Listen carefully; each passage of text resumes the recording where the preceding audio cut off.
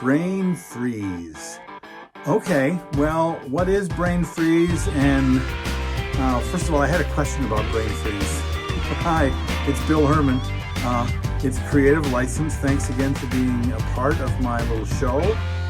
Do me a favor and like and follow and all the things that you can do. In fact, tell a bunch of people about it. If you subscribe to the show, the more subscribers I have on the page, the more chances are I'm going to be able to do something extraordinary and continue doing this show that many of you have told me that you like. So thank you. Thanks to my sponsors, of course, Electro Voice, DJ Event Planner, Disc Jockey News, The Entertainment Experience, and of course, Promo Only, the greatest music subscription company on the planet. I use them, you should use them. So the question was about brain freeze, and of course it came from one of the people who watch my show, and it is Kevin Porter in North Carolina, and he asked, how do you handle brain freeze at an event? Well, first of all, brain freeze makes me think about 7-Eleven and getting a Slurpee, right? Drinking drinking one of those things so fast, or eating ice cream so fast that, yeah. So how do you get past that? Well, you just put your tongue on the top of your mouth and hold it there, or you take your thumb, put it right here in the top of your mouth till the brain freeze goes away. But what he's really talking about really is what happens if you lock up. Okay, you take the mic, you step out, and you lock up. You forget what you were going to say. You forget where you were going to do. You forget the name of the bride and the groom, or the best man, or the parents of the bride. It happens, okay? So most of avoiding brain freeze, as he called it, or the lockup, is to be prepared, okay? You want to write this stuff down. You want to keep it close to you. You want to rehearse what you're going to say. You want to say their names over and over.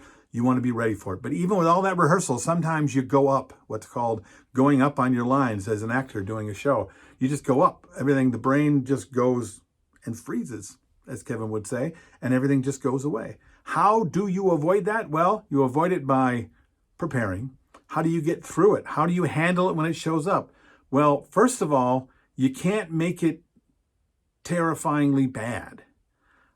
There's nothing bad about just all of a sudden forgetting, okay? Because the answers are near you.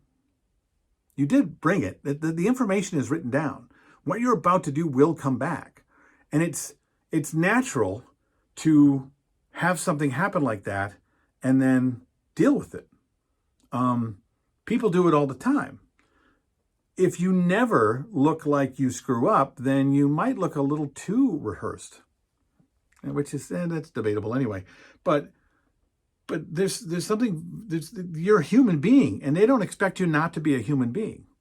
So if it does happen, you step out, you open the mic. Good evening, ladies and gentlemen. Thank you for coming. My name is...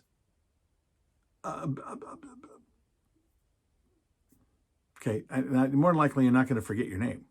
Okay, you maybe forget the name of the bride and groom. It's Mary and Joseph, maybe, or Susan and Tom. The bride and groom. Well, there's a way to catch yourself and to fix it, okay? But bride and groom won't ingratiate you with the people. Forgetting their names and then skipping to bride and groom won't ingratiate you. Forgetting their names and owning it will ingratiate you with the room. In other words, take a minute, stop, sit in the silence of the awkward. You might even be able to, literally, if it happened to me that badly, I probably would say, where am I again? I'm, man, oh man, I don't know what just happened. Okay, I'm at the golf club. I'm at the golf club. Oh, that's right. And I'm the MC and I'm the DJ. And here I am and someone will probably shout it out, Mary and Steve's wedding. There we go. It's Mary and Steve's wedding.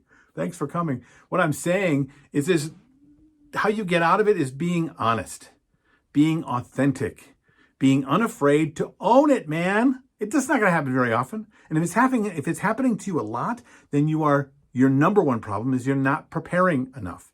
You're not writing down the name enough. You're not saying their name 15, 16, 17 times before any of the guests get there. You're not practicing, rehearsing, and memorizing.